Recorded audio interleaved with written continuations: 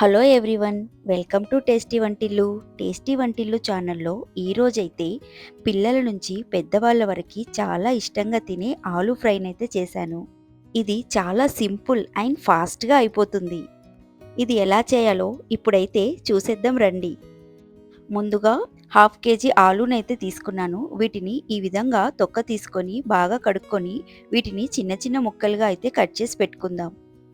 Cut చేసుకున్న ఆలు ముక్కలనైతే మనము కూల్ వాటర్లో కాసేపు ఇలా వేసుకొని ఉంచుకుందాం. ఇప్పుడు స్టవ్ మీద ఒక ప్యాన్ పెట్టుకొని ఆయిల్ అయితే వేసుకున్నాను. ఆయిల్ వేడైన తర్వాత పిడికెడు జీడిపప్పులనైతే వేసుకొని దోరగా వేయించుకోవాలి.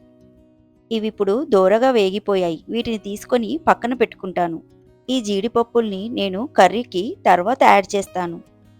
ఇప్పుడు అదే నూనెలో కొంచెం శనగపప్పు, అలాగే కొద్దిగా మినపపప్పు, అలాగే కొంచెం తాలింపు గింజలు, 2 ఎండుమిర్చి, అలాగే 2 పచ్చిమిర్చిని సన్నగా కట్ చేసుకున్నాను. అలాగే కొత్తిమీర, కరివేపాకు, కాస్త పసుపు కూడా వేసి బాగా కలుపుకుందాం. ఇంకిప్పుడైతే మనం ఇందాక కూల్ వాటర్లో వేసుకున్నాం కదా ఆలు ముక్కలు, అవన్నీ తీసి ఈ తాలింపులో అయితే వేసుకుందాం. ఇప్పుడైతే అంతా ఒకసారి కలుపుకొని దీన్ని మీడియం టు లో ఫ్లేమ్లో 5 నుంచి 10 నిమిషాల వరకు కలుపుతూ వేయించుకోండి.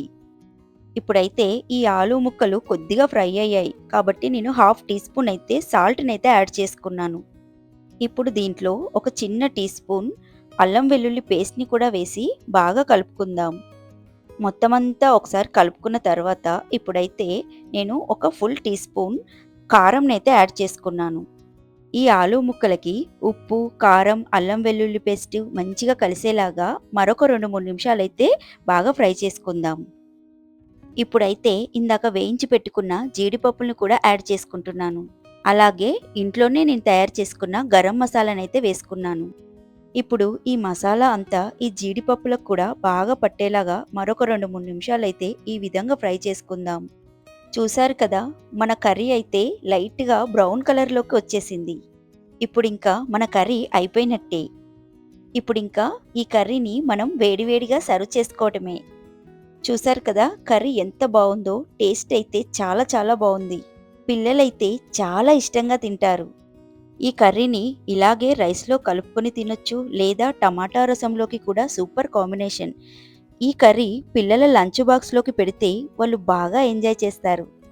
మరి ఇంత సింపుల్ అండ్ టేస్టీ అయిన ఈ ఆలూ ఫ్రైని మీరు కూడా ఒకసారి మీ ఇంట్లో ట్రై చేయండి.